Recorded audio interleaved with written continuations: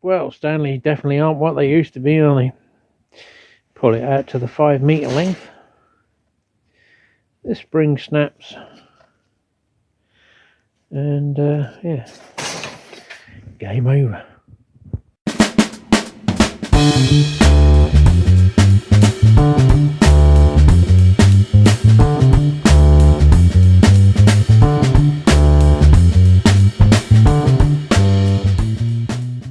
Well, another day, and the sun is nearly setting.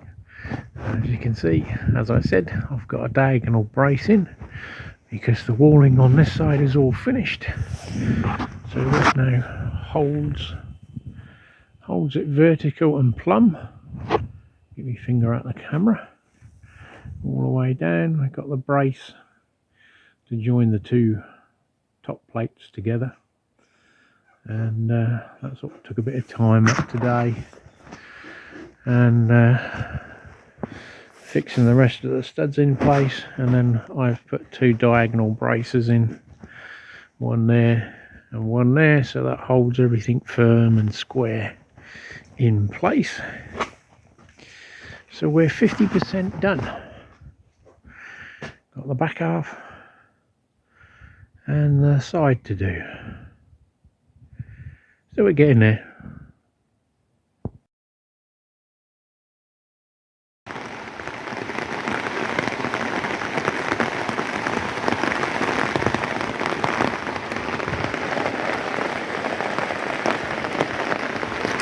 Yep, just a little rain again today for a change. Well, I guess the garden needs it. Not. So we're lost a day due to the crap weather again, but we have made up for it today. We've got just over halfway on the back wall. All the studs are cut, and we've done this end as well. That's all in. Just got the end one there you can't see because the gazebo's in the way, but that's it. We're nearly all there. I've even cut the two jacks for the door. So yeah, burning the midnight oil now. Well, we're not. It's only about 4 o'clock time, but yeah, end of the day because of the bloody short days. Oh well, see what tomorrow holds.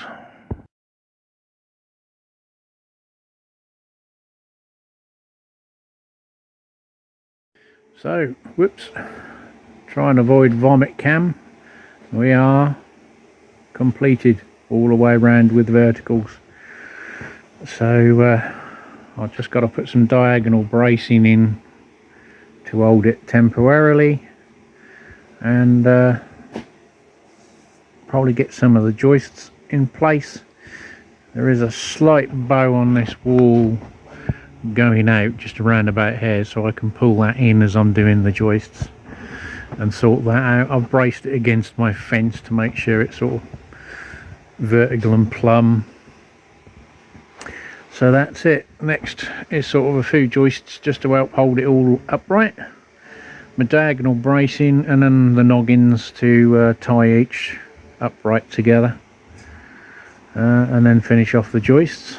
Then I may wrap the building or do the roof. I've got to get some more materials from a supplier for the edging for that job, which means I can't do anything else other than go there and do it. So sort of another half day lost. Plus I need to dig around and start getting me cladding and any bits I have got, so I know what I need and what I've got.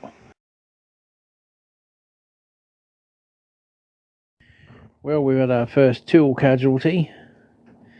This was sitting on the floor wall plate, and a piece of timber came off the roof, or the top line, and happened to land and crack it. So we were out to buy a new one when I went and got the screws. So the noggins are all in. I know I was going to come back when I got some joists in, but I haven't had a chance to move them. This took a lot longer than I thought it would do. You know, you see these videos where everyone just stands there and goes bop bop with the old nail gun, and before you know it, they're done. But my nail gun didn't want to play ball yesterday, and obviously you've got some of these bows, so some fit tight, and then coupled down they literally drop out, so you've got to clamp it and pull them in, and yeah, so it ended up eating up most of the work day, but it's all done now. All the little oddity ones, cutting the corners, and I think I said before, I've got to just cut some batten to do the infills for the board mountings, and cut a couple of pieces to go in that one there just across where my finger is, for the outside light to mount, and the same this end, and a couple of pieces for the bracing for the canopy brackets, if I haven't already said this. So all the bracing's done now, so it's all nice and strong, vertical and plumb. Well, as plumb and vertical as you can get a piece of wood. So yeah, I'm just gonna do this bit today and do the infills. Another bit up there for the TV mount crossed here, so there'll be a little bit extra support for the Vesa mount. If anything, I'm not going to have a huge TV up there. It doesn't weigh a lot. Could probably get away with not worrying, because I'm going on OSB board anyway, so it does give it a bit of grip. The layout wise, any bracketry mounting is going to obviously go screwed into the upright, so that ain't going anywhere. So it's another little step forward, but just not as big a leap as I would have liked. So weather wise, it's quite nice today, but bitterly cold, as you can tell with my snuffling. Just above freezing now at 11 o'clock in the morning, and the ice is now starting to melt, which is good, because every time the wind blows you get a neck full of cold freezing water. So yeah, little bits and bobs job today, so there's not really much content to film. So offering up one of the cladding sheets, and would you know, the joint is right where the securing bolt is. So we've had to mill a bit out with the saw blade.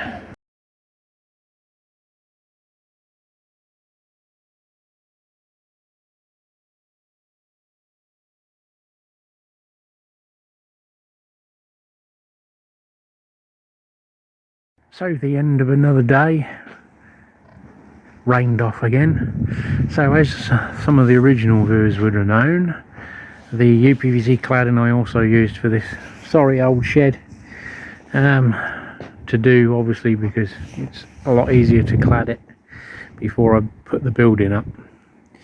So the door was rotten. I managed on one of the free cycle type sites to get an aluminium insert door, which I've made fit. The only problem is it's got a continental style door handle, and he used the other one for his front door, so I've had to do a bit of bodgery, but if you pull that will yank the whole thing out, and I cannot find anywhere in the UK that sells them. I found one similar at 50 quid. Nah. So back to the cladding. That took a full length of 5 metre cladding to do that. I can't afford to use a full length to finish off, because I'm pretty damn close working out. So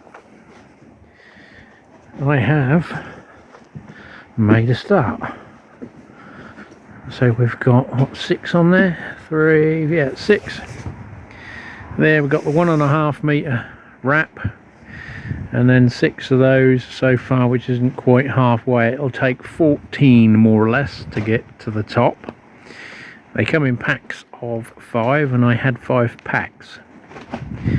The remaining piece here is going to take another 1 full length for every 3 boards that go here, so we are getting pretty tight.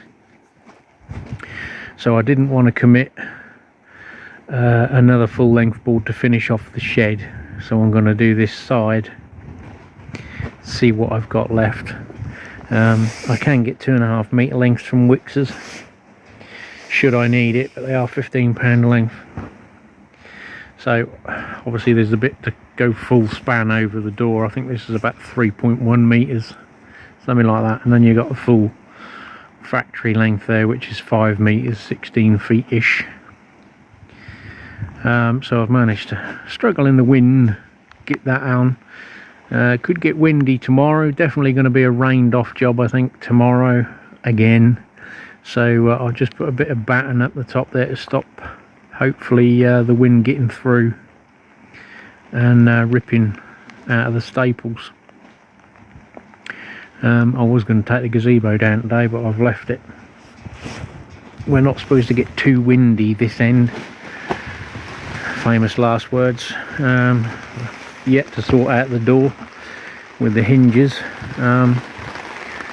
Measuring up, I am a little bit wide here, but I can always cut a fillet to fill in. Worst case scenarios, obviously, if this door isn't any good, that leaves me an option for the other doors I've got kicking around. And I've also got to start digging out these cladding for the sides to go round here. So obviously my next mission will be, I've got a part roll of this 1.5 metre wrap that will do this side here. So if I can get the steel cladding done on the wall this side, and that's one of the sort of main bits where the worst weather comes across. So I might do that, because I'm not sure on screw fixings that I've got that are suitable for corrugated iron. They might not be long enough, so I might have to buy some, don't know yet. So that's it really at the minute. We're part walled, no closer to doing the joists because I've done the door on the shed, because that was sort of more priority to get that out of the way, because I need to sort the inside out. There is a leak on one of the screw fixings up there. That's because it always seems to be wet, so I can't get some gooey stuff underneath it to seal it up because of the bloody rain again. So that is it, state of play at the minute. Part walled, parts membrane. I'll trim that bit off tomorrow if I can get out here without the rain, and then I've got another roll of 1 metre which will overlap and go across the top, which is what I purposely bought to do it that way, 1.5 metre one, which is what I've done on the roof. So I knew when I done the roof I bought this material for this job. The rolls are 50 metres, so it should go right round in one go without a problem and leave me plenty of spare. So that's it, rained off again.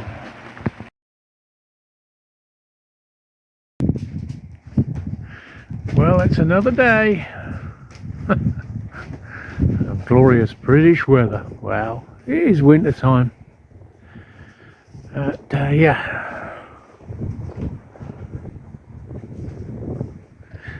No progress today.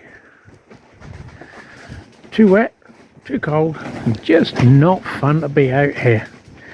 And damn muddy as well. It's getting like the Somme out here, which is one of the jobs I'm gonna put on to the build, is to just out the front here, because obviously it's got to be slabbed, patioed, paved. Is to probably, once I get so far with this, I will get the digger out and clear this ground here and put some slabs down, I think, even if it's just temporary, on the premise that the better weather. Later in the new year I can finish the other part of the project, which was the patio, which I stopped doing because we were going to be traipsing concrete all the way across here, and that was a good call with the mess that made. So I need to slab out here at least halfway down, because the garden store is going to go out here somewhere for the heating system, and obviously that's going to be in the way of the access for the digger as well. So some of this smaller concrete bits down here I'm going to break up and use as hard infill down here, along with all the crap that came from the concrete, and the bigger stuff I'm going to use for a soak away, which is another job down the line. So we'll lose that down here, and I've got the rest of the hardcore that I ordered for all of this. So I've got to drag that bit out and fill all this area in and slab it, so it'll just reduce all the bloody mud, and I won't traipse it in here because already there's sort of a build up. I'm probably going to have to hose this down before I get in here and put a floor screed down, else it'll just be sitting down on mud and sawdust, and it's never going to get dry enough to hoover it up and scrape it up. So probably have to wash it all out and swill it out them little holes and use an aqua vac once we stop filling up with rainwater every time there's crap weather.